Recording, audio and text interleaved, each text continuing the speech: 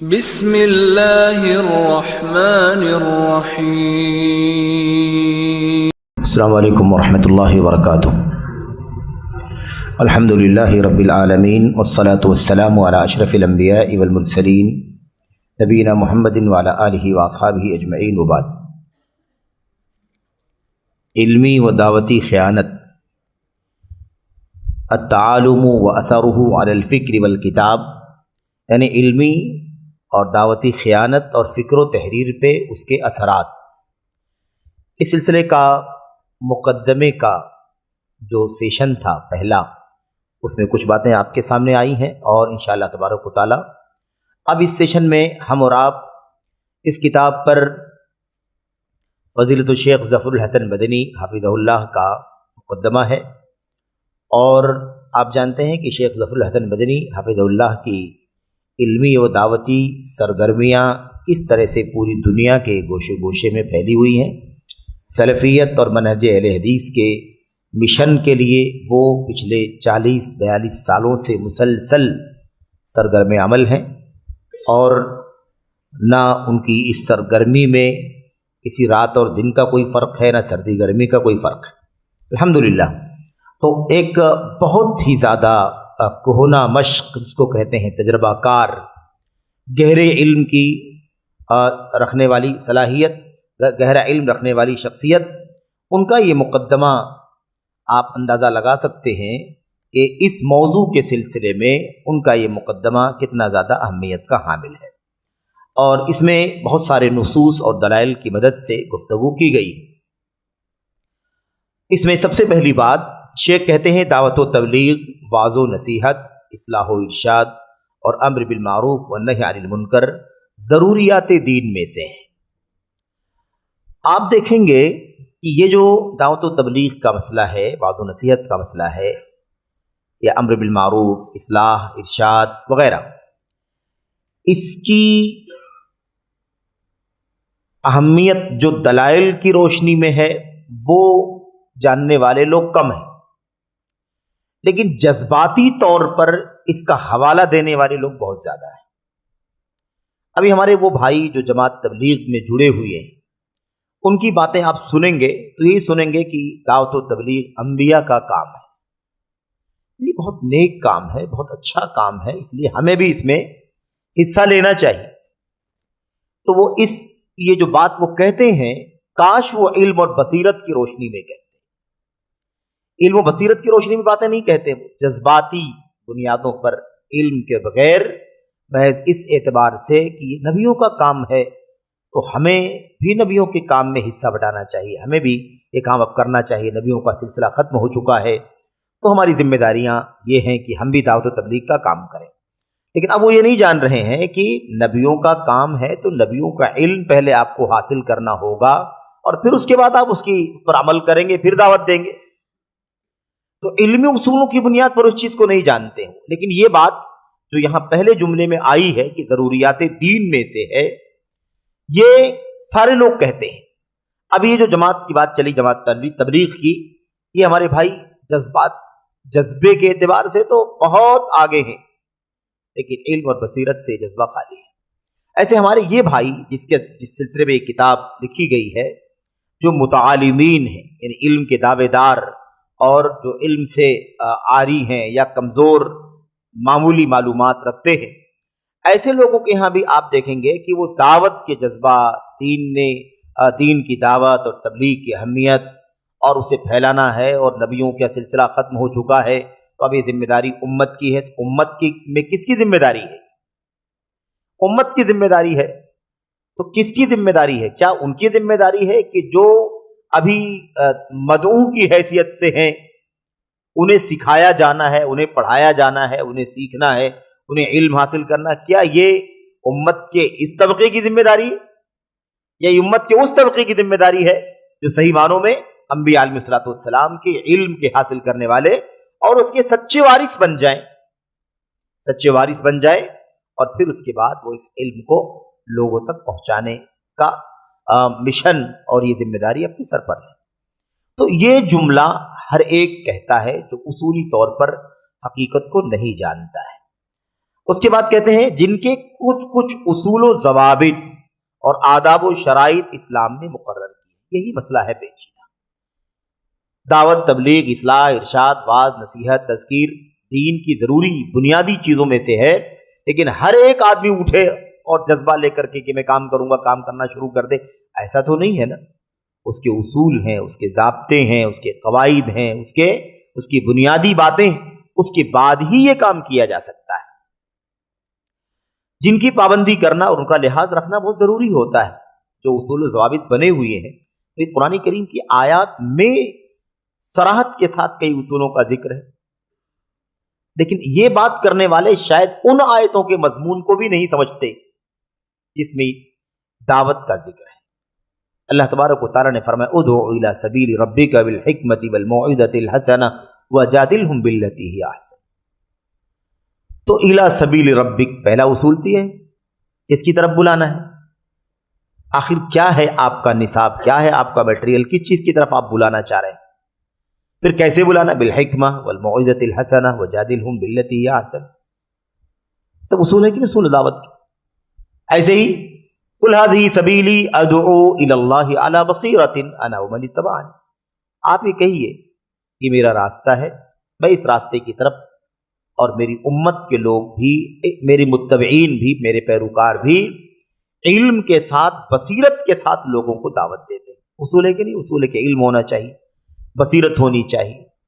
ایسے کتنے سارے اصول، دو چار جو آیتیں دعوت اللہ سے متعلق ہیں، اگر آپ صرف انہی آیات کو پڑھیں تو آپ کو 10 اصول مل جائیں گے دعوت و تبلیغ کے. لیکن ان میں سے کوئی بھی طبقہ ان باتوں پر غور کرنے کے لیے تیار نہیں ہے. دعوت اور تبلیغ کے نام پر سب سے بڑی جماعت جو اپنے آپ کو اس کام کے لیے سب سے زیادہ چلت پھرت دوڑ بھاگ میں مشغول کیے ہوئے ہے، جماعت تبلیغ کے جو ہمارے بھائی ہیں، ان کو آپ دیکھیں کہ یہ ہمیشہ ہی تبلیغ میں رہتے ہیں. ایک افسوس یہ ہے کہ ان کو ان موٹی موٹی باتوں کا بھی علم نہیں ہے جو دعوت اور تبلیغ سے متعلق آیات میں اللہ تبارک و تعالیٰ نے ارشاد فرمائی. یہ مسئلہ اپنے آپ میں بہت مشکل ہے، بہت مشکل ہے کہ اصولوں کو نہ سمجھیں، ضابطوں کو نہ سمجھیں، جس کی سمجھ میں جو آئے ویسے اٹھ کھڑا ہو جذبہ لے کر کے، شوق لے کر کے، اور مجھے بھی نبوی مشن میں کام کرنا ہے، مجھے بھی آگے بڑھنا. تو آپ کو چاہیے کہ آپ اصولوں کو جانیں، ضابطوں کو سمجھیں، تب کام کریں. کہ میری چاہت ہے کہ میں ڈاکٹر بن جاؤں، لوگوں کا علاج کروں، خدمت خلق کروں، لوگ فائدہ اٹھائیں، ٹھیک ہو جائیں، لوگوں کی بیماریاں، لوگ اپنی بیماریوں سے عافیت اور افاقہ حاصل کر لیں، مجھے بہت جذبہ ہے. تو کیا جذبہ لے کر کے میں ہاسپٹل ڈسپنسری کھول کر کے بیٹھ جاؤں گا؟ اس کا کوئی ضابطہ بھی کہ پڑھوں لکھوں اور اس مرحلے تک پہنچوں جب یہ کام، یہ خدمت انجام دے سکتا ہوں. کہ دنیا کے ہر میدان کے لیے مثال عام ہے. تو دین کے معاملے میں آدمی اتنا آزاد کیسے ہو جاتا ہے؟ جو ڈاکٹر، جو انجینئر، جو وکیل، جو جج اس مسئلے میں گھسپیٹ کرتا ہے، کیا وہ اپنے میدان میں کسی نااہل کو آنے کے لیے راضی ہوگا؟ کوئی ڈاکٹر نہیں چاہے گا کہ ایک جاہل آئے ڈاکٹری کرنا شروع کر دے. کوئی راضی ہوگا اس کام میں؟ کوئی انجینئر نہیں چاہے گا جو آدمی اس میدان کا ماہر نہیں ہے، پڑھا لکھا نہیں ہے، وہی کام کرنا شروع کر دے. کوئی وکیل نہیں چاہے گا کہ کوئی کام کر کے، کوئی آ کر کے یہ کام کرنا شروع کر دے جو اس میدان کا نہ ہو. تو سوال یہ پیدا ہوتا ہے کہ پھر آپ دین جیسے حساس اور خطرناک مسئلے میں کیسے راضی ہو جاتے ہیں کہ آپ اس میدان کے نہیں ہیں اور آپ اس کام کے لیے کھڑے ہو رہے ہیں.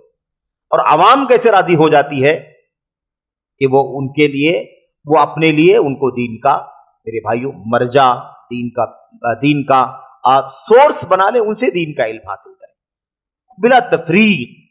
عقیدہ، اسماء و صفات، اور اس کے علاوہ ادیان، فرق، اور اس کے علاوہ حلال و حرام، اس کے علاوہ عبادات، سارے مسائل زندگی کے ہر پہلو پر انسان کیسے راضی ہو جاتا ہے کہ اس طرح سے نااہلوں کو اپنا، میرے بھائیو، استاد یا اپنے آپ کا، اپنے لیے اس کو مرجع بنا لے. اللہ کے نبی علیہ السلام کی حدیث بہت واضح گزری آپ کے سامنے کہ جب معاملات کی ذمہ داریاں نااہلوں کو دے دی جائیں، انہیں سونپ دی جائیں، تو پھر قیامت کا انتظار کرو. یہ تنبیہ، وعید ہے، یہ دھمکی ہے اللہ تبارک و تعالیٰ اللہ کے نبی علیہ السلام کی زبانی امت کے نام. کیا کرنا شروع کر دیے تو اب دنیا فنا ہو جائے. انصاف کے خلاف ہے، دنیا عدل پر قائم ہے، انصاف پر قائم ہے. جب ظلم آئے گا اور ظلم کی آخری حد ہو جائے گی اور کوئی انصاف کا نام و نشان باقی نہ بچے گا تو دنیا فنا ہو جائے گی، فنا کر دی جائے گی۔ تو اصول و ضوابط کہتے ہیں اس کا لحاظ کرنا بہت ضروری ہے، پابندی کرنا ضروری ہے، اور وہ اصول و ضوابط کتاب و سنت میں موجود ہیں۔ اب اس کے بعد شیخ نے اصولی طور پر چند آیات کا یہاں پر ذکر کیا ہے، اور میں سمجھتا ہوں کہ ان آیات سے ہم بہت سرسری طور پر ہی گزریں گے، کیونکہ یہ مضامین آپ کے سامنے آئے ہیں اور آتے رہتے ہیں، آتے رہیں گے بھی۔ اللہ تعالیٰ فرماتا ہے قُلْ هَٰذِهِ سَبِيلِي أَدْعُو إِلَى اللَّهِ عَلَىٰ بَصِيرَةٍ أَنَا وَمَنِ اتَّبَعَنِي وَسُبْحَانَ اللَّهِ وَمَا أَنَا مِنَ الْمُشْرِكِينَ۔ صاف لفظوں میں آپ کہیے یہ میرا راستہ ہے جس کی طرف میں بلا رہا ہوں، اللہ کی کتاب کی طرف، اللہ کی توحید کی طرف، ہے نا، اللہ تبارک و تعالیٰ کی رضا کی طرف، حق اور انصاف کی طرف، شرک کے خلاف، کفر کے خلاف، بدعات کے خلاف، نفس پرستی اور ہوا کے خلاف جو میں بلا رہا ہوں، یہی میرا راستہ ہے۔ اس سے سب سے پہلی بات یہ معلوم پڑتی ہے کہ مشن آپ کا کلیئر رہنا چاہیے، آپ کی دعوت کی کا رخ جو ہے ایک دم واضح رہنا چاہیے۔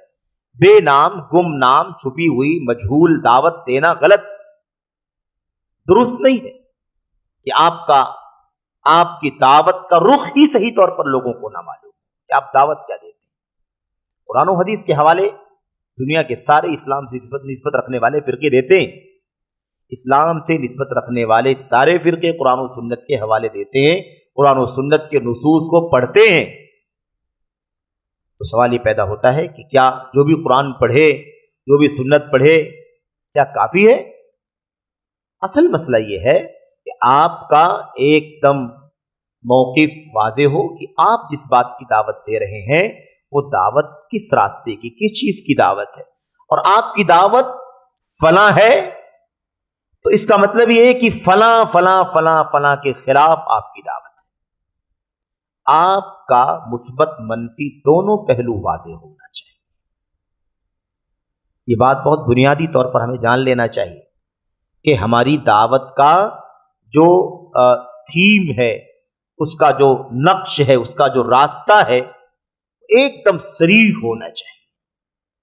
اب کوئی قرآن و سنت کا نام لے رہا ہے اور سوچتا ہے کہ سب کے ساتھ کچھ نہ کچھ نرمی کا رویہ رہنا چاہیے، تو آپ بتائیے کہ پھر آپ کی دعوت کیسے کھری ہو سکتی ہے؟ آپ اگر قرآن سنت اور صحابہ کرام کے مشن کی دعوت دینے والے ہیں، اس کا مطلب یہ ہے کہ نہ آپ کی دعوت میں صوفیت کا گزر ہے، نہ رافضیت کا گزر ہے، نہ عقل پرستی کا گزر ہے، نہ انکار حدیث کا گزر ہے، نہ ہوا کا گزر ہے۔ اس کے کہاں گزر ہے؟ آپ نے کہا ہماری دعوت سلفیت ہے، قرآن سنت اور صحابہ کرام کا مشن ہے ہمارا، تو آپ نے یہ لفظ کہا تو اس میں یہ آ گیا کہ آپ کی دعوت نہ رافضیت کی، نہ صوفیت کی، نہ عقل پرستی کی، نہ ہوائے نفس کی، نہ انکار سنت کی، سمجھ رہے ہیں، نہ حکومت کی، نہ خلافت کی، نہ اندھیرے میں رکھ کر کے جہاد کے نام پر ورغلانے کی آپ کی کوئی دعوت نہیں، ایک دم صاف مسئلہ ہے۔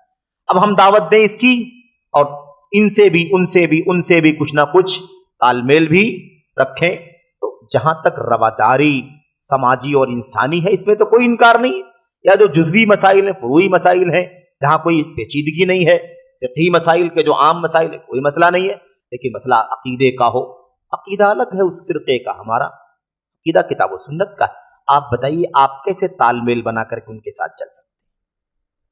اس کے یہاں بدعت ہے، اس کے یہاں ہوائے نفس ہے، اس کا راستہ الگ ہے، اس کا ہدف ہی الگ ہے،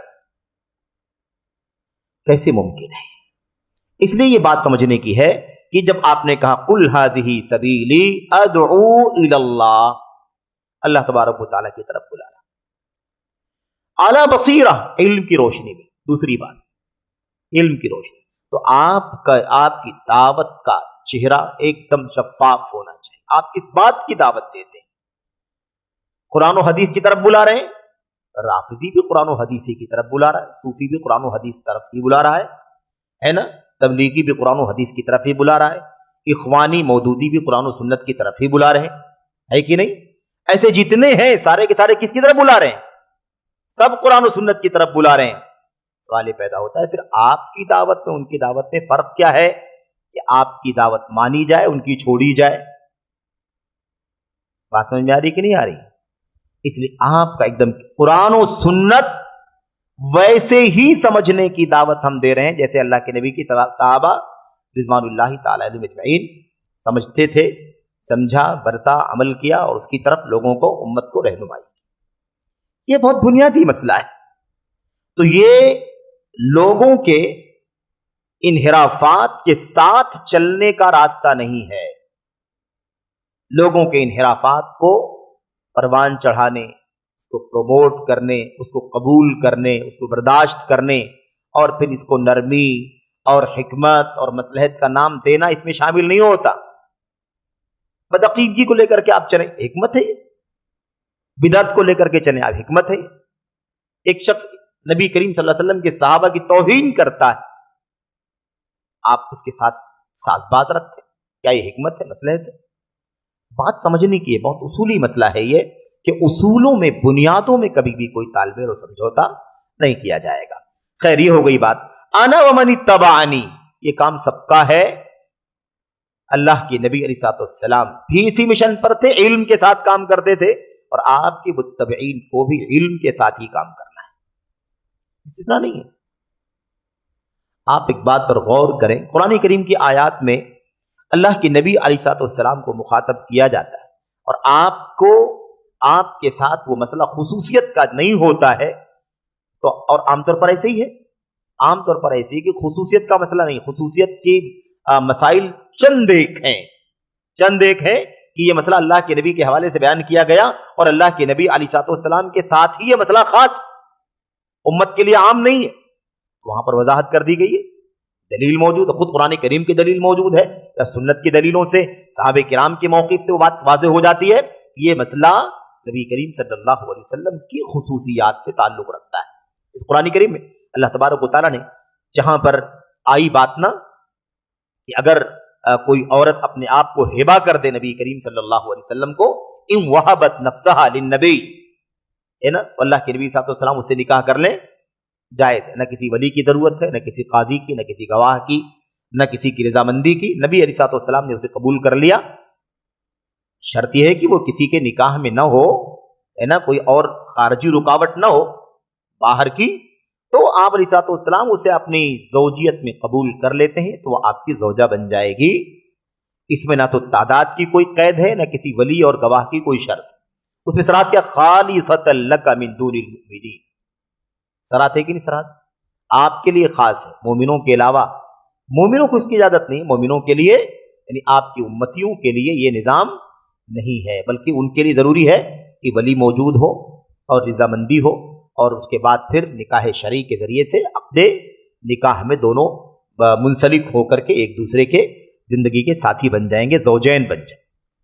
آپ دیکھیں یہاں پر بھی اگر اللہ کے نبی علیہ الصلوۃ والسلام کو اللہ تبارک و تعالیٰ نے یہ بات فرمائی ہوتی، کیا یہ آیت کریمہ دیکھیں، ادعو الی اللہ علی بصیرہ وسبحان اللہ وما انا من المشرکین، یہ میرا راستہ، آپ کہیے اللہ کے نبی صلی اللہ علیہ وسلم، یہ میرا راستہ ہے، میں اس راستے کی طرف، اللہ کی طرف بلاتا ہوں علم اور بصیرت کی روشنی میں، اور اللہ کی ذات پاک ہے اور میں مشرکوں میں سے نہیں ہوں۔ تو امت کے لیے ہوتا کہ نہیں ہوتا کہ نبی علیہ الصلوۃ والسلام علم کے ساتھ دعوت دے رہے ہیں، تو امت کو بھی علم کے ساتھ دعوت دینا ضروری ہے۔ امت بھی بغیر علم کی دعوت نہیں دے سکتی۔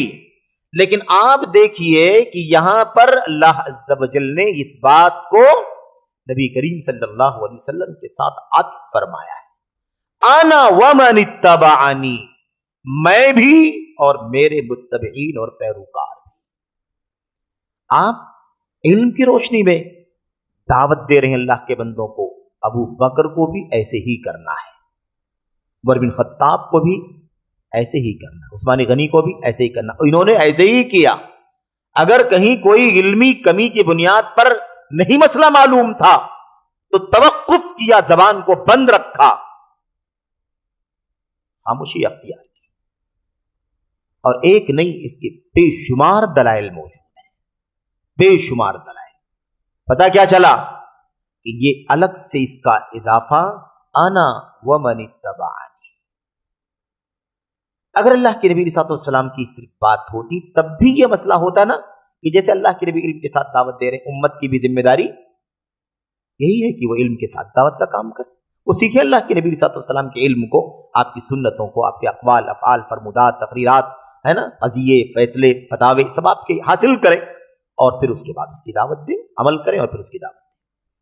لیکن یہاں صراحت اللہ تبارک انا ومن اتبعنی, آپ کو کہنے کے لیے کہا جا رہا ہے. آپ کہیے کہ میں اللہ کی طرف دعوت دیتا ہوں, یہ میرا راستہ ہے, میں اللہ کی طرف بلاتا ہوں, اور بصیرت اور علم کے ساتھ میں بھی یہ کام کرتا ہوں, میرے متبعین بھی. خبر یہ انشاء سے زیادہ مؤثر ہوتا ہے. اب یہ پیچیدگی والی بات ہے, اس کو چھیڑنا تو نہیں چاہیے, لیکن ایک آئی ہے بات تو سرسری کہہ لیتے.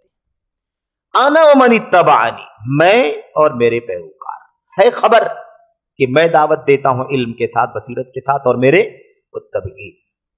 یہ ہے خبر, خبریہ انداز, خبر دی جا رہی ہے. لیکن مطلوب کیا ہے اس سے؟ مطلوب ہے اس سے کہ مجھے یہ کام کرنا ہے, میری امت, میری پیروکاروں کو بھی ایسے ہی کام کرنا ہے. تو خبر عام طور پر خبر ہوتی ہے, لیکن بعض خبریں حکم اور انشاء سے زیادہ مؤثر ہوتی. وہ مشن ہی بیان کر رہے ہیں نبی کریم صلی اللہ علیہ وسلم کہ میرا یہ مشن ہے, علم کے ساتھ دعوت دیتا ہوں, میری متبعین بھی, یعنی میرے متبعین کو ایسے ہی کرنا ہے جیسے ہم کرتے ہیں اور میرے متبعین کرتے ہیں. قیامت تک آنے والے سارے کے سارے. بات سمجھ میں آ رہی؟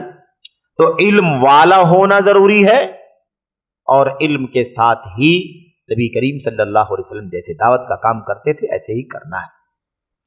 یہ سارے اصول ہیں. اس کے بعد وَسُبْحَانَ اللَّهِ وَمَا أَنَا مِنَ الْمُشْرِكِينَ, اور اس کے بعد دعوت کا سب سے بنیادی کام سارے انبیاء کے ہاں مشترک رہا ہے, وہ ہے اللہ تبارک و تعالیٰ کی توحید کی دعوت دینا.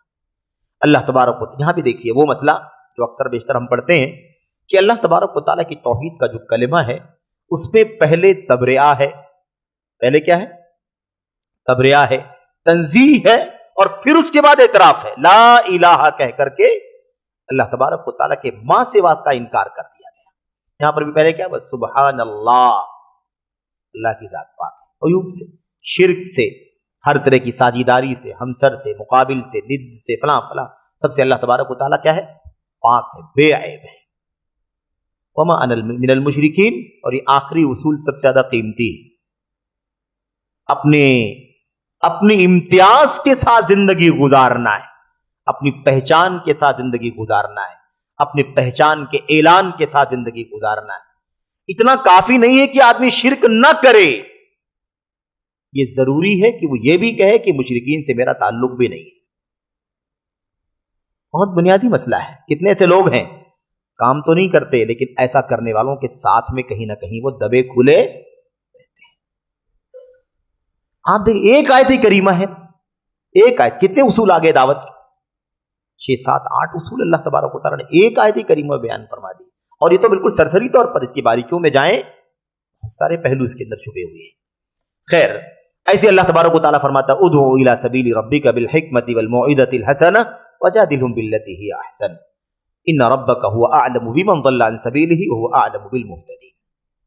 اللہ فرماتا ہے اپنے رب کے راستے کی طرف بلائیے حکمت کے ساتھ, حکمت کے ساتھ بلائیے, والموعظۃ الحسنہ, اور بہت اچھی نصیحت پند کے ساتھ بلائیے, وجادلہم باللتی ہی احسن, وجادلہم باللتی ہی احسن, اور ان سے بحث و مناظرہ کیجئے اچھے طریقے سے.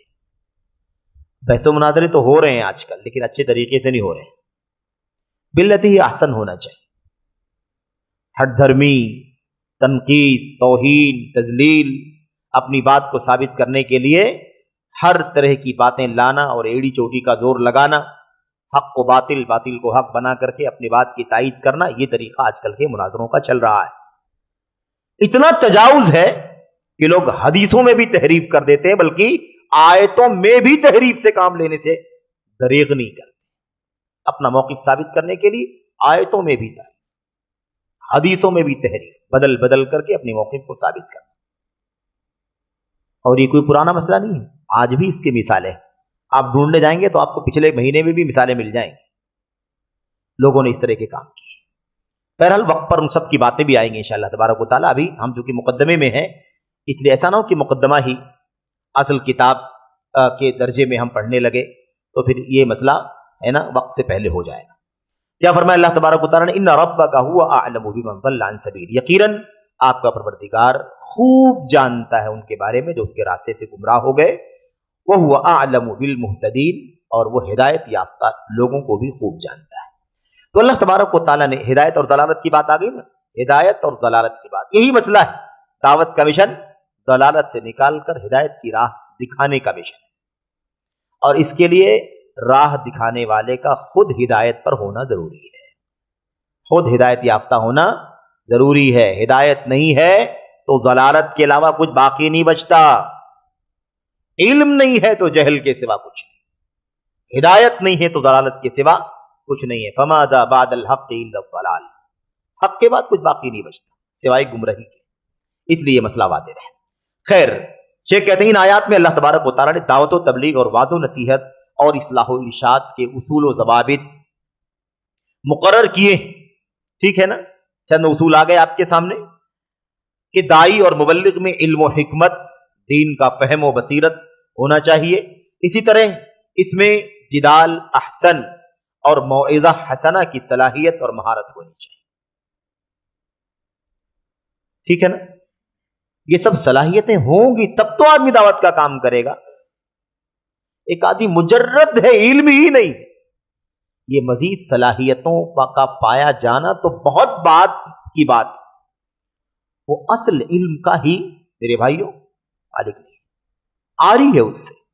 اس کو اس کی حالت تو اس قدر اندوہناک ہے، افسوسناک ہے کہ بہتوں کو تو قرآن کریم ناظرہ پڑھنا بھی نہیں آتا، لکھے ہوئے نصوص اللہ کے نبی علیہ السلام کی حدیثوں کو بھی پڑھنا نہیں آتا. سمجھ رہے ہیں؟ یہ حالت ہے. اب قرآن کریم کی یہ شرط اس کے پاس ہے نا حکمت ہو. حکمت، اللہ اکبر، حکمت کیا ہے؟ اس کو جاننے کے لیے 1200 صفحے پڑھنے پڑیں گے کم سے کم. میں کہہ رہا ہوں اتنی بڑی شرط اللہ تبارک و تعالیٰ نے لگا دی ہے. اپنے نبی کو کہا آپ کو حکمت کے ساتھ بلانا ہے، دعوت دینا ہے. حکمت امام بخاری کی کتاب سے نکال کر ڈاکٹر سعید بن علی بن وہب القحطانی جو صاحب حصن المسلم ہیں، انہوں نے ایک 2 جلد میں کتاب لکھی الحکمت فی الدعوت الی اللہ، اور تقریباً 1200 صفحات یا اس سے زیادہ پر مشتمل ہے. 2 جلدوں میں یہ کتاب دعوت الی اللہ میں حکمت صحیح بخاری سے نکال کر کے لکھا. صرف کتنے جلد میں؟ 2 جلدوں میں تقریباً 1213 صفحات پر مشتمل. یہ شرطیں کیا ایسی اللہ تبارک و تعالیٰ نے لگا دی ہیں کہ جو بھی چاہے کھڑا ہو جائے اور دائی بن جائے، عالم بن جائے، لوگوں کو رہنمائی کرنا شروع کر دے؟ بہت پیچیدہ مسئلہ ہے. والموعظۃ الحسنہ، یہ شرط کہاں سے لائیں؟ وجادلہم باللتی ہی احسن، اس شرط کا ایک حصہ تو پایا جاتا ہے اس کے اندر لوگوں کے ہاں. کیوں؟ اس لیے کہ علم کے بغیر وہ بہت آسان ہے. جدال کرنا، جھگڑنا، بحث و مباحثہ کرنا ہے نا، لڑنا، پھول پھول بولنا سوشل میڈیا پر یا ایسے ہی ہے نا، جہاں بھی آدمی منمانی جو بھی بولنا چاہے بولے، اپنی بات منوانے کے لیے اصولوں سے ہٹ کر ہوس کی بنیاد پر بات کرے، ایسا تو بہت ہے. لیکن بالاحسن، باللتی ہی احسن، ایک دم جو اچھا والا طریقہ ہے، سب سے خوبصورت طریقہ، بہترین جس کو ہم کہتے ہیں، اس طریقے سے بحث اور مناظرہ کرنا، گفتگو کرنا. اس میں مار دھاڑ کی گنجائش نہیں ہوتی ہے. جدال کا مطلب مار دھاڑ نہیں ہوتا. جدال کا مطلب کیا ہے؟ جدال کا مطلب ہے علمی دلائل دے کر کے اپنے مدعا کو صحیح طور پر ثابت کرنا. یہ ہے بنیادی طور پر یہ معنی. یہ شرطیں کہاں سے پائیں گے لوگ؟ بنیادی چیزیں نہیں ہیں جن کے بعد ہم نے کہا شروع میں قرآن کریم ناظرہ پڑھنا بھی بہت سارے لوگ نہیں جانتے. متن حدیث کو دیکھ کر کے پڑھنے کی بھی صلاحیت نہیں رکھتے. اس کا ترجمہ، اس کی تفہیم، اس کی تشریح، اس کے ناسخ منسوخ، اس کے مطلق مقید، اس کے عام خاص، اس کا پتہ کہاں سے چلے گا؟ یہ مسئلہ بہت پیچیدہ ہے. ایسے نہیں یہ گمراہیاں جو پھیل رہی ہیں ایسے نہیں پھیل رہی ہیں. اور ہمارے اسلاف سے لے کر کے آج تک جو اس مشن، اس موقف پر ایک دم پوری پامردی کے ساتھ ڈٹے ہوئے ہیں اور اس کا وجہ جواز نہیں سمجھتے کہ ہر ایرا گہرا اٹھے थोड़ी बहुत स्टडी करके मालूमात करके स्टेज पर मिंबर पर और लोगों के सामने आकर के लोगों को दीन की दावत देना शुरू कर दे, सिखाना पढ़ाना शुरू कर दे, इसका जो वजह जवाब हमारे असलाफ से लेकर आज तक उस रास्ते पर रहने वाले उलमा जो राजी नहीं है, उसके पीछे यही राज है कि ये राह बड़ी पुरखतर राह है। दीन का वो तमाशा बनेगा जो अहबार और रुहबान ने भी नहीं किया होगा। इसलिए इस मामले में इतनी ज्यादा सख्ती है। ये किताब क्यों पढ़ी जा रही है, क्या वजह है इसकी, हमारे उलमा ने किताब क्यों लिखी? शेख डॉक्टर बकर बिन अब्दुल्ला अबू ज़ैद रहमतुल्लाह अलैह ने जिस अभी उनका मुकद्दमा आने में देर है, उस मुकद्दमे को आप पढ़ेंगे तो आपको इस किताब के लिखने के वक्त जो दर्द और कर्ब था अल्लामा बकर बिन अब्दुल्ला अबू ज़ैद के दिल में, आपको उसका एहसास होगा। और किताब गालिबन 1408 में लिखी गई है, मुझे ऐसा याद पड़ता है, काफी पुराना है मसला। आप सोचिए उस वक्त की बात है ये, उस वक्त उन्होंने ये किताब लिखी और आज कितने साल गुजर चुके, इस किताब को कई साल गुजर चुके हैं, और उसके बावजूद आप सोचिए कि इतना पहले जब किताब लिखी गई, उस वक्त उम्मत के हालात को देख करके जिस कदर दर्द था और जिस कदर मतलब आदमी असहाब इल्म जो होते हैं वो किस कदर कुल्हन महसूस करते हैं, और जो जुमले इस्तेमाल किए गए हैं मुकद्दमे में, उससे आपको अंदाजा होगा कि ये बीमारी किस कदर खतरनाक और संगीन है। तो बहरहाल हम लोग आगे बढ़ते हैं। बात क्या चल रही थी कि जिदाल अहसन और मौइज़ा हसना की सलाहियत और महारत होनी चाहिए। देखा दावत का काम करने के आज हर आदमी दाई कैसे हो जाता है, और लोग बजिद हैं कि हर आदमी दाई है। कुरान करीम अल्लाह दावत ही का हुक्म देते हुए ये सारी शर्तें लगा रहा ना भाई मेरे। शर्त कहां लगाया अल्लाह, उदउ इला सबील बिल हिकमा वल मौइज़तिल हसना वजादिलुम बिल्लती अहसन। 3 शर्तें लाइए तब दावत का काम कीजिए। कहां से लाएंगे? और हर आदमी दाई, कौन सी शर्त उसके हैं जिसको नाजरा भी नहीं आता? समझ रहे? ऐसे ही वो पहले वाली आयत करीमा जिसमें अल्लाह तबारक व तआला ने फरमाया कुल हाज़ी सबीली अदउ इलल्लाह अला बसीरा, नबी को कहने की जरूरत है कि आप इल्म के साथ दावत देते हैं और आपकी मुत्तबईन, ये आपका ऐलान कीजिए, आप ऐलान कीजिए कि आप और आपके मुत्तबईन इल्म के साथ दावत। लोग कहते हर आदमी दाई है, जिसको भी है ना 4 सफ़े पढ़ने आ गए वो दाई है। ये दावत के लिए ये शर्तें लगाई गई हैं, दावत के लिए औसाफ हम अपने अंदर पैदा करना होगा तब दाई बनेगा। ये है मुश्किलात मेरे भाई। अच्छा, उसके बाद अंबिया अलैहिस्सलाम और असलाफ उम्मत का क्या कहा, ताकि वो सच्चा दाई बन सके और अपनी दावत में कामयाब हो। अंबिया अलैहिस्सलाम और असलाफ उम्मत का सही वारिस बन जाए, जैसा कि अल्लाह तबारक व तआला ने अपने रसूल को हुक्म दिया। आयत करीमा गुजर चुकी इससे पहले। हर शख्स जो दाई और मुबल्लिग बनना चाहता है उसके लिए जरूरी है कि मैदान दावत और खिताबत में कदम रखने से पहले इल्म हासिल करे, इल्म हासिल करे। अल्लाह के नबी अलैहिस्सलाम और सहाबा यानी आपकी मुत्तबईन, आयत करीमा में इल्म का जिक्र कब आया है? आयत करीमा में इल्म का जिक्र कब आया है?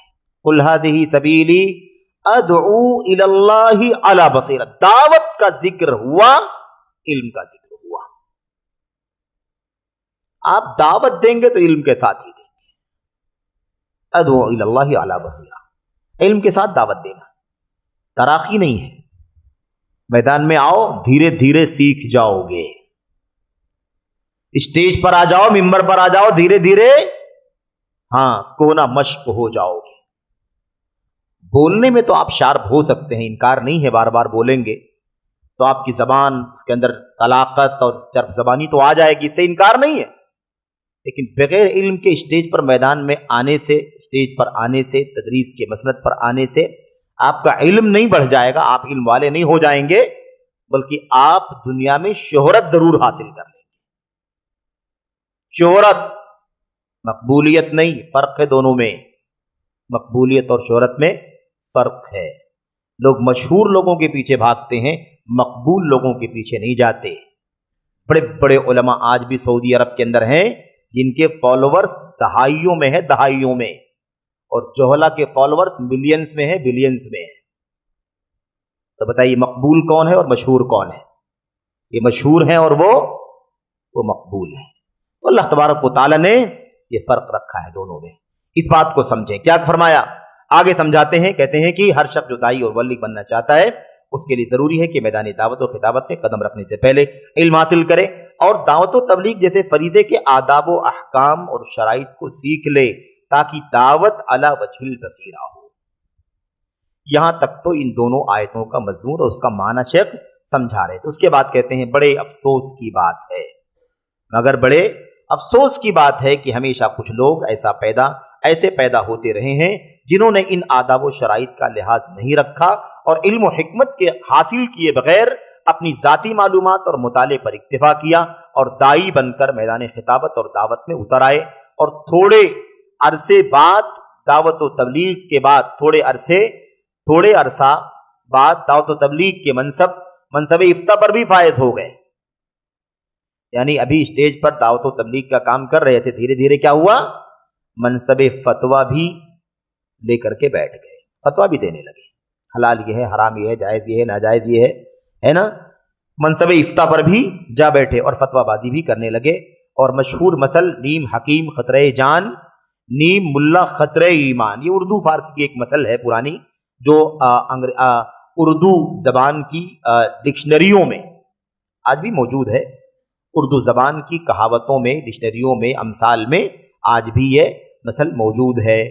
اور رسول کریم صلی اللہ علیہ وسلم کی پیشین گوئی اتخذ الناس رؤوسا جہالا فسئلوا فافتوا بغیر علم وضلوا واضلوا کے مصداق بن گئے. سمجھ رہے ہیں نا؟ یعنی جان کا خطرہ، جو میڈیکل نہ جانتا ہو، حکیم نہ ہو، نیم حکیم ہو، معمولی معلومات، آدھی معلومات رکھتا ہو طب کی، علاج کی، اگر وہ علاج کرے گا تو کیا ہوگا؟ جان کے لیے خطرناک بن جائے گا. ایسے ہی وہ شخص جو مولوی ہو اور نیم مولوی ہو، یعنی پورے طور پر علم والا نہ ہو، وہ جان کے لیے کیا ہے؟ ایمان کے لیے کیا ہے؟ خطرناک ہے. اور جو شخص علم کی یا مولویت کی ہوا بھی نہ پایا ہو، وہ کیا کرے گا بھائی؟ مدرسے کا رخ نہ دیکھا ہو، اساتذہ کو نہ پایا ہو، بلکہ سیلف اسٹڈی کر کے اسٹیج اور میدان میں آ گیا ہو، بتائیے اس کا خطرہ کتنا ہوگا؟ اس کا خطرہ. تو یہ ہے مسئلہ. اللہ کے نبی صلی اللہ علیہ وسلم نے کیا فرمایا تھا؟ ایسا وقت قیامت سے پہلے آئے گا کہ لوگ جاہلوں کو سردار، جاہلوں کو پیشوا، اغوا، اور ان کو اپنا بڑا مان لیں گے، ان کو اپنا مرجع مان لیں گے. فسئلوا، اور ان سے سوال کیا جائے گا. فسئلوا، ان سے پوچھا جائے گا. فافتوا بغیر علم، اور وہ لوگ بلا علم لوگوں کو فتویٰ دیں گے. اللہ اکبر، بلا علم لوگوں کو فتویٰ دیں گے. فضلوا واضلوا، خود گمراہ ہوں گے اور دوسروں کو گمراہ کریں گے. اس کا مصداق بن گئے. یہی ہے آج کل جو صورتحال چل رہی ہے تعالم کی، بلا علم میدان علم اور دعوت پر آ جانے کی، اور بحیثیت خطیب، مقرر، مفتی، اسکالر، اسپیکر، اوریٹر جو بننے کی جو ہوڑ لگی ہوئی ہے، اس کا نتیجہ اور انجام یہی ہے جو اللہ کے نبی علیہ السلام کی اس حدیث میں ہم اور آپ پڑھ رہے ہیں. اور آگے مزید اس کے اندر فساد اور شر بڑھتا چلا جائے گا. آج کے اس دور فتن میں کچھ زیادہ ہی ایسے لوگ پیدا ہو گئے ہیں جو متعالم سے زیادہ حیثیت نہیں رکھتے. متعالم سے زیادہ، شروع میں بات آئی تھی، جو ساتھی نہیں رہے ہوں گے ان کے لیے پھر سے اعادہ کر دیا جاتا ہے کہ قرآن و سنت میں علم، اہل علم، علماء، طلب علم، تعلیم، تعلم، یہ سارے الفاظ آئے ہوئے ہیں، لیکن اسی سے تفاعل کا یہ لفظ نہیں آیا ہوا ہے کہ تعالم کا لفظ بھی استعمال کیا گیا. کہیں لفظ نہیں آیا. کیوں؟ اس لیے کہ شریعت اسلامیہ کے مزاج میں ہی نہیں بیٹھتا ہے. ایک آدمی علم والا نہ ہو اپنے آپ کو عالم بنا لے. اسلام علم کا دین ہے، اسلام دلیلوں کا دین ہے، اسلام بینات کا دین ہے، قرآن نور ہے، سنت ہدایت ہے. بھلا اس میں بلا علم کوئی بات کہنے بولنے کی کیا گنجائش؟ عمل نہیں کر سکتے آپ بغیر علم کے، تو دعوت کیسے دے سکتے ہیں بغیر علم؟ اگر کوئی شخص بغیر علم کے عمل کرتا ہے وہ نصارہ کی فہرست میں، سمجھ رہے ہیں، اور جو صحیح علم ہونے کے باوجود عمل نہیں کرتا وہ یہودیوں کی فہرست میں. اس لیے یہ مسئلہ اچھی طرح سے جاننا. شیخ کیا کہتے ہیں؟ کہتے ہیں جو معمولی علم پر اپنی خوش فہمی، متعالم کا معنی سمجھا رہے ہیں. متعالم کہتے ہیں جو متعالم سے زیادہ حیثیت نہیں رکھتے. جو متعلم کسے کہتے ہیں؟ جو معمولی علم پر اپنی خوش فہمی اور اپنے ارد گرد عوام کی بھیڑ بھاڑ کو دیکھ کر بڑے علم کے دعوے دار اور داعیے اسلام، خطیب اور مفتی بن گئے ہیں. یہ متعلمین. متعلمین کون ہیں؟ یہ لوگ ہیں جن کی وضاحت شیخ نے کی ہے.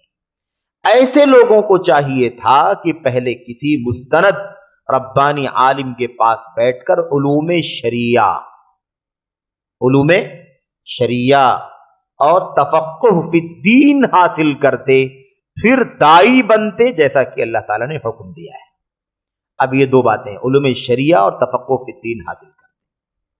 علوم شریعہ کے تو نام بھی نہیں جانتے ہوں گے بہت سارے کہ کون کون سے سبجیکٹ علوم شریعہ میں آتے ہیں، اور علوم شریعہ کو پڑھنا اور تفقہ فی الدین بہت مشکل شرط ہے. تو ایسا کرنا چاہیے تھا. پھر آ کر کے جب اس معیار کو پہنچ جاتے علم میں تو آتے وہ دعوت کا کام کرتے. 100 استقبال ہے ایسے لوگوں کا. اللہ تبارک و تعالیٰ کے دین میں جو علم کے ساتھ، بصیرت کے ساتھ اللہ کے دین کی طرف دعوت کا کام کریں، بلانے کا، اللہ کی طرف بلانے کا کام کریں. اللہ تبارک و تعالیٰ فرماتا ہے وَمَا كَانَ الْمُؤْمِنُونَ لِيَنْفِرُوا كَافَّةً فَلَوْلَا نَفَرَ مِنْ كُلِّ فِرْقَةٍ مِّنْهُمْ طَائِفَةٌ لِيَتَفَقَّهُوا فِي الدِّينِ وَلِيُنذِرُوا قَوْمَهُمْ إِذَا رَجَعُوا إِلَيْهِمْ لَعَلَّهُمْ يَحْذَرُونَ. اللہ فرماتا ہے سارے مومنوں کو، سارے کے سارے مومنوں کو نکلنے کی ضرورت نہیں ہے. سارے کے سارے مومن نکل جائیں، ایسا نہیں ہونا چاہیے. ایسا نہیں ہونا چاہیے کہ سارے کے سارے مومن ایک ساتھ میں نکل جائیں. ہونا کیا چاہیے؟ فَلَوْلَا نَفَرَ مِنْ كُلِّ فِرْقَةٍ مِّنْهُمْ طَائِفَةٌ، ان میں سے ہر گروہ، جماعت میں سے ایک چھوٹی سی جماعت نکلنی چاہیے. ہر جماعت میں سے ایک چھوٹی سی جماعت نکلنی چاہیے. لِيَتَفَقَّهُوا فِي الدِّينِ، تاکہ وہ دین میں فقہ، دین کا علم حاصل کریں. وَلِيُنذِرُوا قَوْمَهُمْ اذا رجعوا الیہم، اور کب کام کریں؟ اور اپنی قوم کو ڈرائیں جب لوٹ کر کے ان کے پاس آئیں. ہو سکتا ہے وہ ڈر جائیں، چوکنا ہو جائیں، سمجھ لیں، بات کو مان لیں، ہو سکتا ہے. یہ ہے اصول ضابطہ. دیکھا آپ نے، اس میں دونوں باتیں بیان کی گئی، دونوں باتیں ساتھ میں ہیں. اس میں دونوں باتیں ساتھ میں، ایک دم آپ کو ٹریک بتایا جا رہا ہے. علم کے لیے نکلنا چاہیے ایک جماعت کو، اور نفرا نکلنا چاہیے. یعنی کیا مطلب؟ وہی ان کا اوڑھنا بچھونا، کام کاج، پڑھنا لکھنا، وہی سب کچھ کام ہو، اسی کام کے لیے آپ کو فارغ ہو جانا چاہیے. سمجھ رہے ہیں؟ اسی کام کے لیے ہر بڑی جماعت میں سے ایک چھوٹی جماعت نکلنی چاہیے. اس کے بعد لیتفقہوا فی الدین، اللہ کے دین کا تفقہ، دین میں تفقہ یعنی گہرا علم حاصل کرنے کے لیے. اب یہ بات ہو گئی نا، علم حاصل کرنے کے لیے نکلے. اب اس کے بعد اللہ تعالیٰ فرماتا ہے جب واپس لوٹ کر کے آئیں تو اب ان کو دعوت کا کام کرنا ہے. وَلْيُنذِرُوا قَوْمَهُمْ، اپنی قوم کو ڈرائیں، اپنی قوم کو چوکنا کریں. اِذَا رَجَعُوا إِلَيْهِمْ، جب ان کے پاس لوٹ کر کے آئیں. لَعَلَّهُمْ يَحْذَرُونَ، تاکہ وہ ڈر جائیں، گھبرا جائیں اور باتوں کو مانیں. بہرحال دیکھا آپ نے یہاں پر دونوں باتیں، علم حاصل کرنا ہے، اس کے بعد واپس آ کر کے دعوت کا کام کرنا ہے. اب لوگوں نے اس میں عجیب خلط ملط شروع کر لیا ہے. خلط ملط شروع. تبلیغی جماعت کے بھائیوں کو آپ دیکھیں، پھر آپ ان لوگوں کو بھی دیکھیں جن کی بات چل رہی ہے، تو بات سمجھنے میں آسانی ہوگی. اب جماعت تبلیغ کے بھائیوں کو دیکھیں، ان کے پاس علم حاصل کرنے کے لیے کیا ہے؟ جو سیکھنے کے نام پر لائے جاتے ہیں انہی کو کھڑا کیا جاتا ہے کہ چلیے آپ کچھ بتائیے، چلیے آپ کچھ بتائیے، کچھ بولیے. نہیں ہے کچھ تو چلیے پڑھیے. جو کتاب ان کے ہاں موجود ہے نا تبلیغی نصاب کے نام سے، اس کو پڑھیے. اس میں بہت سارے ایسے بھی ہوتے ہیں جو اردو پڑھنا نہیں جانتے، انہیں اٹک اٹک کر کے اردو پڑھنی آتی ہے، لیکن وہ محنت کر کے اس کتاب کو پڑھ کے لوگوں کو سناتے ہیں، ہانپتے کانپتے ہوئے کھڑے ہوتے ہیں. اتنی محنت قرآن کی تلاوت کرنے میں کبھی نہیں کیا ہوگا. یہ حالت. اب آپ بتائیے کہ وہ سیکھنے کا مرجع ہے کہاں استاد ہے، کس سے سیکھے گا؟ جب سب عام طور پر نہ بے علم والوں کا پورا گروہ ہے، بھلا بتائیے کہ بلا استاذ کی کون سیکھے گا، کیسے سیکھے گا؟ یہ صورتحال ہے، اور یہی معاملہ کم و بیش ان لوگوں کا بھی ہے جو لوگ ان متعالمین سے جڑ کر کے سیکھنے اور علم حاصل کرنے کی کوشش کرتے ہیں۔ ان کا علم بھی اسی انداز کا ہوتا ہے جیسے ان کے پاس علم ہے، جو ان کو معلومات ہے وہی ان کے پاس بھی آ رہی ہے، کیونکہ جس کے پاس جو ہے وہی تو دے گا۔ عربی زبان کی مسئلہ فاقد الشیء لا یعطیہ، جس کے پاس کوئی چیز خود نہ ہو وہ دوسرے کو کہاں سے دے گا؟ جو ہوگا وہی دے گا۔ تو یہ مسئلہ ایسے ہی ہے۔ دونوں باتیں ساتھ میں بیان کی گئی ہیں کہ پہلے تفقہ حاصل کرو، علم حاصل کرو دین کا، اس کے بعد واپس آؤ، پھر اس کے بعد دعوت کا آپ کام کرو۔ اس کے بعد کہتے ہیں اس آیت میں اللہ تعالیٰ نے پہلے علم حاصل کرنے اور تفقہ فی الدین کا حکم دیا، پھر اس کے بعد دعوت و تبلیغ کا، کیونکہ بغیر علم و فقہ کے دعوت و تبلیغ اسلام اور دعوت و تبلیغ اسلام اور مسلم معاشرے کے لیے نقصان دہ ہوتی ہے۔ اس لیے بغیر علم و حکمت تفقہ فی الدین کے دعوت دینے والے کے لیے شدید وعید اور مذمت بیان کی گئی ہے۔ ٹھیک ہے، اس میں اس آیت کریمہ میں جو آیت کریمہ آگے آ رہی ہے، اس میں کل 5 باتیں بیان کی گئی ہیں۔ کتنی باتیں؟ ان میں کل 5 باتیں بیان کی گئی ہیں، اور سب سے خطرناک بات یہ بیان کی گئی ہے کہ کوئی شخص بلا علم دین کی بات کرے۔ سب سے خطرناک بات کیا ہے؟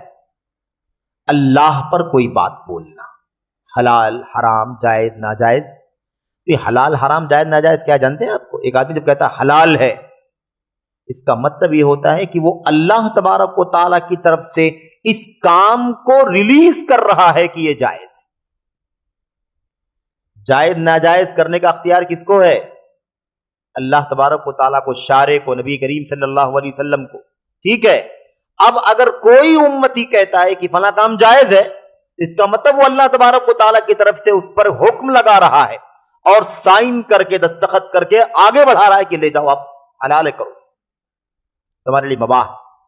ناجائز کہا تو گویا کہ ناجائز کہنے کے لیے وہ اللہ تبارک و تعالیٰ کی طرف سے سائن دستخط کر رہا ہے۔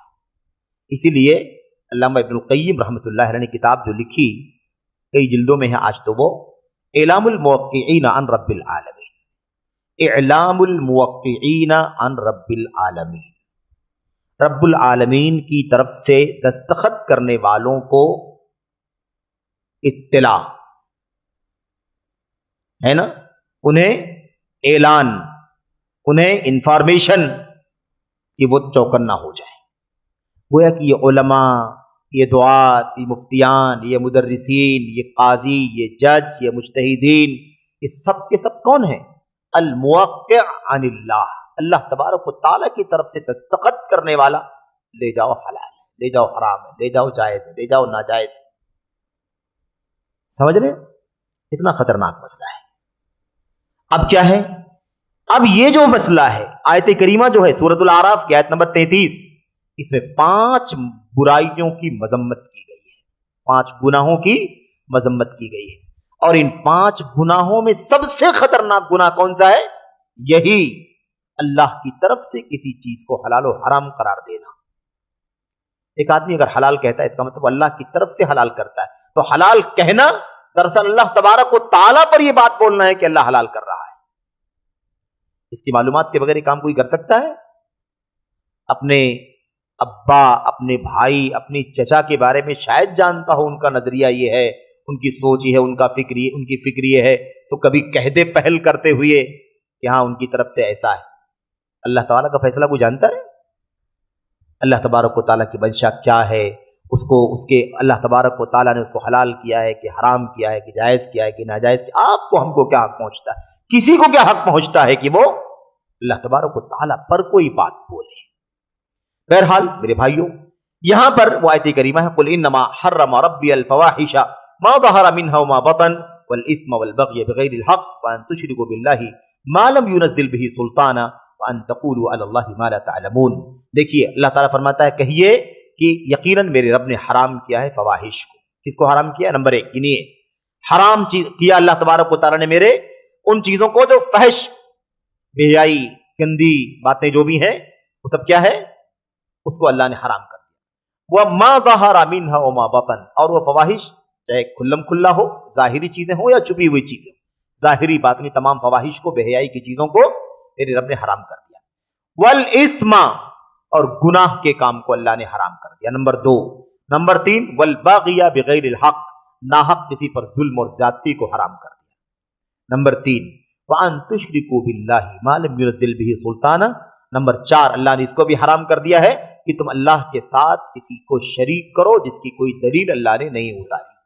شرک کی دلیل نہیں، دنیا میں شرک کی دلیل اللہ نے اتاری ہی نہیں ہے، کوئی دلیل ہے ہی نہیں شرک کی دنیا میں، دلیل صرف توحید کی ہے۔ اس لیے دنیا میں کوئی آپ کو اگر شرک کی دلیل نکال کر دے رہا ہے تو سمجھ لو کہ وہ بھی اللہ پر سب سے سنگین بات بول رہا ہے۔ سمجھ رہے ہیں؟ ایسے لوگ موجود ہیں کہ نہیں موجود ہیں؟ ایسے لوگ موجود ہیں، یہاں آپ کے بیچ میں موجود ہیں، ہمارے ملک اور وطن میں موجود ہیں، جو قرآن کریم سے غیر اللہ کو پکارنے کی دلیل، قرآن کریم سے شرک کی دلیل، قرآن کریم میں سے اللہ کے سوا سے مدد مانگنے کی دلیل۔ پڑھو آیت کریمہ، لگے ہاتھوں تھوڑا سا اشارہ۔ اللہ تبارک و تعالیٰ فرماتا ہے کیا؟ استعینوا بالصبر والصلاۃ، کیا فرمایا اللہ تبارک و تعالیٰ نے؟ مدد مانگو صبر سے اور نماز سے۔ سورہ فاتحہ میں اللہ نے فرمایا ایاک نعبد و ایاک نستعین، تیری عبادت کرتے ہیں اور تجھی سے استعانت مدد کرتے ہیں۔ یہاں اللہ فرماتا ہے استعینوا بالصبر والصلاۃ، قرآن میں اللہ فرما رہا ہے کس سے استعانت کرو، مدد مانگو گے؟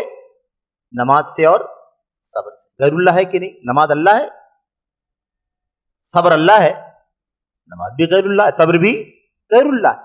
قرآن کہتا ہے کہ نہیں کہتا غیر اللہ سے مدد مانگنے کے لیے؟ جب نماز اور صبر سے مدد مانگی جا سکتی ہے تو اللہ کے اولیاء سے مدد کیوں نہیں مانگی جا سکتی؟ یہ دلیل ہے، دیکھا آپ نے؟ اور بھی دلیلیں ہیں، خیر ہمیں اس میں وقت نہیں لگانا ہے۔ بات کہنے کی بات، مقصد یہ ہے آپ کا، آپ سے کہنے کا کہ اللہ تبارک و تعالیٰ پر بات بولنے کا مسئلہ۔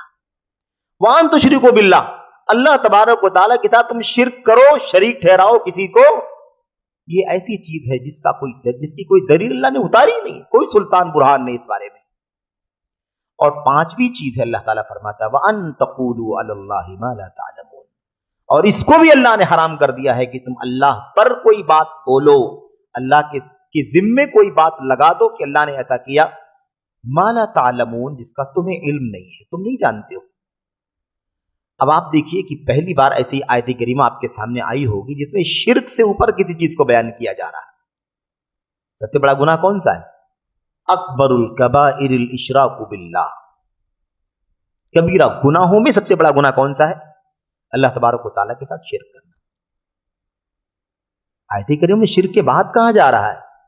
ترتیب وار ہے، ترتیب وار ہے۔ حافظ ابن القیم رحمۃ اللہ علیہ نے اس مسئلے پر گفتگو کی ہے اور اسی کتاب کے اخیر میں آئے گا آگے۔ کہتے ہیں کہ یہ محرمات جو 5 حرام چیزیں بیان کی گئی وہ بالترتیب ہے۔ یہ سنگین ہے، اوپر والا اور سنگین، اس کے اوپر والا اور سنگین، چوتھا نمبر والا اور سنگین، اور 5ویں نمبر والا اور بھی زیادہ سنگین اور خطرناک۔ تو کیا شرک سے بڑھ کر کے کوئی گناہ ہے؟ ہاں، کیوں نہیں ہے؟ شرک گناہوں میں سب سے بڑا گناہ ہے نا، لیکن شراکت نہ ہو، خود ہی اللہ بن بیٹھے کوئی، تو بڑا ہے کہ نہیں بڑا ہے بھائی؟ بات سمجھ میں آ گئی کہ نہیں آ گئی؟ یہ تو پارٹنرشپ بڑا گناہ ہے، لیکن کوئی اتنا تجاوز کرے کہ حلال و حرام کرنے کا حق اللہ کو چھوڑ دے، خود حلال و حرام کرنے کا حقدار بن جائے اور حوالہ اللہ کا دینا شروع کر دے۔ خطرناک ہے کہ نہیں خطرناک؟ جی ہاں، اس لیے اس کو ابن القیم رحمۃ اللہ علیہ فرماتے ہیں بالترتیب ہے، اور یہ گناہ شریعت سازی کا، حلال و حرام کرنے کا حق اپنے ہاتھ میں لے لینا ہے، جو دل میں آئے حلال و حرام بولے اور حوالہ اللہ تبارک و تعالیٰ کا۔ اس سے بڑی جرات یہ تو ایسے ہوگا کہ اللہ کو نعوذ باللہ تم نے مطلب ایک لوڈی کی طرح تم استعمال کرنا چاہتے ہو، جو بھی چاہو بولو، اور اللہ نے حلال کیا، جو بھی تم حلال تم من مانی بولتے ہو حلال ہے، حرام ہے، اور حوالہ کس کا؟ اللہ نے حرام کیا، اللہ نے جائز کیا، اللہ نے ناجائز کیا۔ تو وان تقولوا علی اللہ ما لا تعلمون کیا ہے؟ مشرکین کا طریقہ، ھذا حلال وھذا حرام لتفتروا علی اللہ، ایسا مت کرو کہ اس کو کہو حلال ہے اس کو کہو حرام ہے تاکہ تم اللہ پر افطرا جھوٹ باندھو اللہ تبارک و تعالیٰ، کہ اللہ پر جھوٹ باندھنا ہے۔ حلال و حرام کرنے کا شریعت سازی کا اختیار اللہ تبارک و تعالیٰ کو ہے، اور تم نے خود وہ کام کرنا شروع کر دیا اور اللہ کے سر ڈال دیا، تو یہ شرک سے بھی بدتر ہے۔ سمجھ گئے؟ خیر انشاءاللہ تبارک و تعالیٰ اس بارے میں بقیہ جو باتیں ہیں مزید وہ انشاءاللہ اگلے درس میں ہوں گی، کیونکہ وقت زیادہ ہو رہا ہے۔ اللہ سے دعا ہے کہ اللہ تبارک و تعالیٰ کہنے والے کو سب سے پہلے ان باتوں پر غور کرنے عمل کرنے کی توفیق عطا فرمائے، اور اللہ تبارک و تعالیٰ تمام عزیزوں کو، تمام دوستوں کو، ساتھیوں کو، بھائیوں کو، بزرگوں کو، دور اور نزدیک سے جہاں سے بھی لوگ اس درس سے جڑے ہوئے ہیں، اللہ تعالیٰ سبوں کو اس مضمون سے صحیح طور پر وابستہ ہونے کی، واقف ہونے کی توفیق عطا فرمائے۔ وقت کے حالات کے موجودہ ایک فتنہ ہے بہت سارے فتنوں میں سے، اور یہ فتنہ فتنوں کی آماج گاہ ہے۔ اگر یہ راستہ کسی نے پکڑا، یہ فتنہ اس فتنے نے کسی کو پکڑ لیا، تو اس کے عقیدے کی خیر نہیں، اس کے عمل کی خیر نہیں، اس کی عبادات کی خیر نہیں، اس کے منہج کی خیر نہیں، وہ نہ جانے کس کو کیا سمجھے گا، نہ جانے کس کو دنگے فساد کو، جان مال اور آبرو لوٹنے مارنے کو بھی مقدس جہاد کا نام دے دے گا، صحابہ کی توہین کرنے کو انصاف کا نام دے گا، اور بہت ساری باتیں آئیں گی وقت پر۔ اللہ سے دعا ہے کہ اللہ تعالیٰ مجھ کو آپ کو بہت سنجیدگی سے مسئلے پر غور کرنے کی، سمجھنے کی، عمل کرنے کی توفیق عطا فرمائے۔ آمین رب العالمین۔ صلی اللہ وسلم وبارک علی نبینا محمد وعلی آلہ وصحبہ اجمعین۔ السلام علیکم ورحمۃ اللہ وبرکاتہ۔